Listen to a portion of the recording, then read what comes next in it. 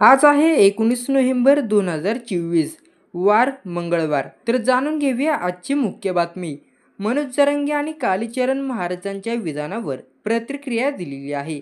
मी कट्टर हिंदू आहे, छत्रपतींचे हिंदुत्व मानणारा आहे आणि ज्यांनी पक्षाचा ठेका घेतलाय.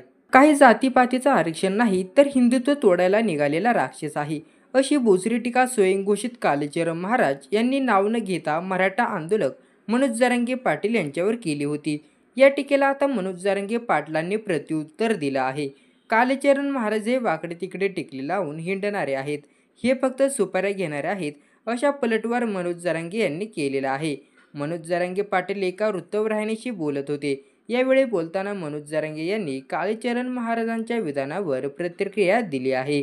मी कट्टर हिंदू आहे, छत्रपतींचेच हिंदुत्व मानणारा आहे आणि त्यांनी पक्षाचा ठेका घेतलाय, त्यांच्याबद्दल नाही बोलणारा नाही, असा मनोज जरांगे यांनी कालीचरण महाराजांना लगावला आहे. जरांगे पाटील पुढे म्हणाले, आम्ही हिंदूच आहोत, त्यातला कट्टर वर्ग मराठा आहे, तो आज अडचणीत आहे. आम्ही आरक्षण मागतो म्हणून त्याचा पक्ष पाडा असे म्हणत नाही किंवा जातीवादही करत नाही, पण वाकडी तिकडे टिकली लावल्याने तुम्ही धर्माचे रक्षण होत नाहीत. हे फक्त टिकल्या लावून हिंडणारे आहेत, सुपाऱ्या घेणारे आहेत.